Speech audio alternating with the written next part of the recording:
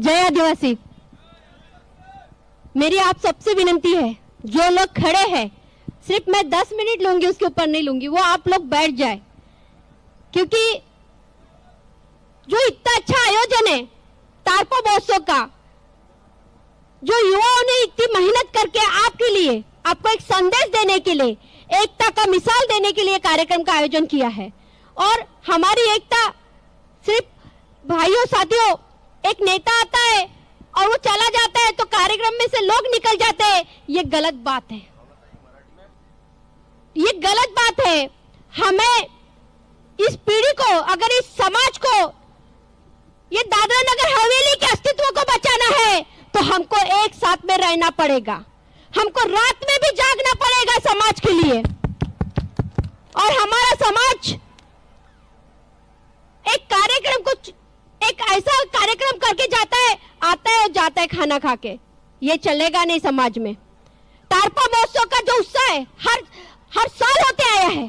कोई बाहर से कलाकार आ जाता है, एक दो अपने परफॉर्मेंस देता है और चले जाता है, लेकिन यहाँ की संस्कृति के बारे में ना समाज को पता होता है, ना यहाँ के शासन को पता होता है। ये काम तारपा महोत्सव खानवेल में हुआ है और इसके लिए सारे आयोजन के साथियों को मैं धन्यवाद करती हूँ। साथियों, हम क्या चाहते हैं ये दिखा दिया इन्होंने।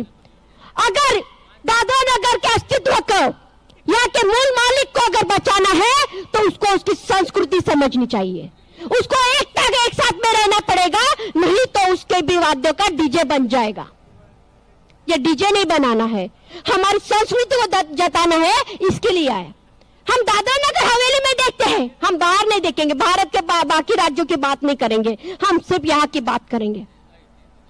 हम केंद्र शासित प्रदेश में रहते हैं, लेकिन हालत क्या है, हमारी परिस्थिति क्या है कि हम आज भी बेरोजगार हैं। आज भी हम ऐसी परिस्थिति में है कि हम लोग एक जगह पे बैठ के सिर्फ बात भी नहीं कर सकते समाज के बारे में, क्योंकि यहाँ की शासन उसकी जिम्मेदार है, कोई नहीं है। समाज में कोई अस्तित्व निर्माण नहीं हुआ दादरा नगर हवेली में कि यहाँ का युवा आदिवासी की बात करे। और ये काम करने का एक पहला कदम ये तारपा महोत्सव ने रखा हुआ है। सिर्फ आपको सिर्फ यहाँ की कल्चरल दिखाने के लिए नहीं, यहाँ की सोच क्या है, ये हर साल कैसे अच्छा हो सकता है और हमारा आने वाला भविष्य हमारी संस्कृति को कैसे समझ सकता है, इसकी ये तैयारी है, इसकी ये शुरुआत है। साथियों, हमारी जो आरक्षण है वो गैर आदिवासी ले सकता है, हमारी जमीन है जो गैर आदिवासी ले सकता है, हमारी नौकरी है वो गैर आदिवासी ले सकता है। अगर कुछ ले नहीं सकता है तो हमारी आदिवासियत, हमारी संस्कृति। और हम आज भी गुमराह है। हमारा समाज करके एक जगह पे नहीं आता, लेकिन नेता आया तो उसके पीछे भाग जाता है। होगा क्या? समाज की परिस्थिति बदलेगी क्या? साथियों, आज हम देख रहे दादरा नगर हवेली में 4000 कंपनियां हैं जो सबसे ज्यादा प्रदूषण फैला रही है। सबसे ज्यादा बड़ी बड़ी कंपनियां हैं जो मुंबई के मालिक है, उसके बावजूद हमारा आदिवासी बेरोजगार हो रहा है और उसके बाद में हमारा आदिवासी को मरने की मौत का रास्ता अपनाना पड़ रहा है। क्यों? यहाँ की प्रशासन कर क्या रही है? केंद्र शासित प्रशासन है ये कोई राज्य नहीं है, ये केंद्र से संलग्नित है। फिर भी हमारा युवा, हमारा आदिवासी आदमी मृत्यु की तरफ भाग रहा है, उसको कैसे बचाया जाए, ये संस्कृति के द्वारा हमारे समाज को समझाना पड़ेगा, हमारे कल्चर को बचाना पड़ेगा। हम देख रहे देश में क्या हो रहा है। ये जो लड़के हैं ब्रिजेश, यहाँ पे तेलंगाना से मेरा भाई आया हुआ है, राजस्थान से आए हैं, गुजरात से आए, हर राज्य से आए हैं। क्यों? क्योंकि एकता की जरूरत है, समाज को एक बनाना है। हम देख रहे हैं कि हमारा साथी, हमारा बच्चा, हमारा 7 साल का बच्चा भी उस समाज को नहीं समझ पाता है, इसी वजह से समाज जागरूक नहीं है। हमारा पहला प्रयास है कि महिलाओं ने जागरूक होना चाहिए। उसकी कोख से पैदा होने वाला बच्चा ही गुलाम बनता है और उसके पेट से पैदा होने वाला ही बच्चा बिरसा मुंडा पैदा होता है, क्रांतिकारी पैदा होता है। और आदिवासी महिलाओं को आज शेर नहीं बनना पड़ेगा। आपको बनना पड़ेगा, इस बिरसा मुंडा की मां बनना पड़ेगा, तभी समाज जागरूक होगा और तभी ये लड़ सकेंगे।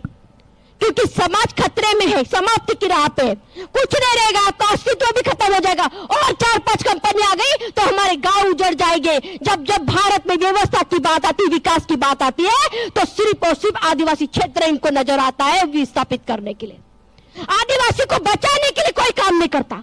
यहाँ पे देश में टाइगर बचाओ का आंदोलन चलता है, यहाँ पे जंगल बचाओ का आंदोलन चलता है, लेकिन देश के मूल मालिक को बचाने का आंदोलन नहीं चलता है। और वो आंदोलन महिलाओं ने स्वीकारना चाहिए। आपको अपने बच्चे को पढ़ाना पड़ेगा समाज क्या है। ये बेटा, ये जो दिखाई है ये बच्चों को, ये कल्चर डीजे पे डांस करने से अच्छा अपने वाद्य पे, आदिवासी वाद्य पे डांस होना चाहिए। हमारी महिलाओं को सिखाना पड़ेगा। हमारे अभी ब्राह्मण शादी लगा रहे, वो महिलाओं ने आगे आके महिलाओं ने शादी लगाना चाहिए आदिवासी, और वो बचाना चाहिए। अपने गांव में शिक्षा का एक गोटुल, हमारे समाज में गोटुल हुआ करता था, जहाँ पे हमें हर तरह की शिक्षा दिया करती थी, वो भी महिलाएं। ये आदिवासी संस्कृति है, ये आदिवासी समाज है, आज वो खत्म हो गया। हम लोग उपास तापास में बिजी है। महिलाएं उपास से आपके परिवार नहीं सुरक्षित हो सकता।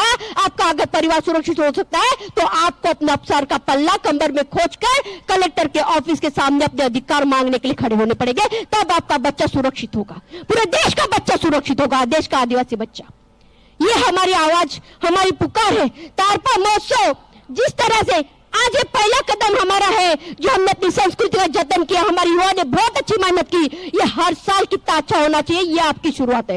ये एक दिन का नहीं, ये पूरे महीने भर आदिवासी तारपा महोत्सव चलना चाहिए। इसकी तैयारी आपको करनी पड़ेगी, क्योंकि कोई स्कूल में आपको आदिवासियत नहीं सिखाया जा सकता, कोई किताब में आपको समाज नहीं बताया जाएगा। यही है, यही रास्ता है जो आपको बताएगा कि आदिवासी क्या है, और कुछ नहीं है।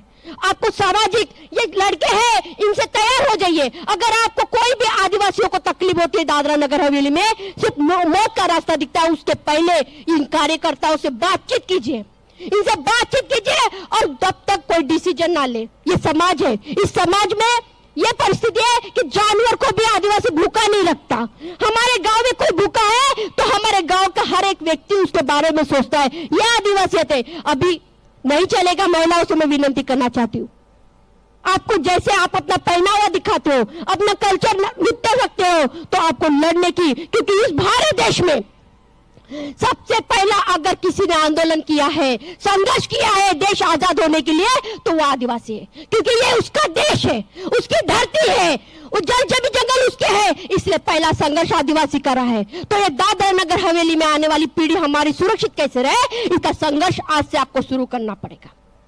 यही ये तारपा महोत्सव से मैं आप सबको विनती करना चाहती हूँ। साथियों, हम लोग को एकता कायम करनी है। ऐसे जहाँ पे अलग अलग तरह के कार्यक्रम होते हैं तो हमारे लोग भूलों से चले जाते हैं। ये तुम्हारा जमन, ये तुम्हारा कार्यक्रम है, तुम बच्चों परिवार की सही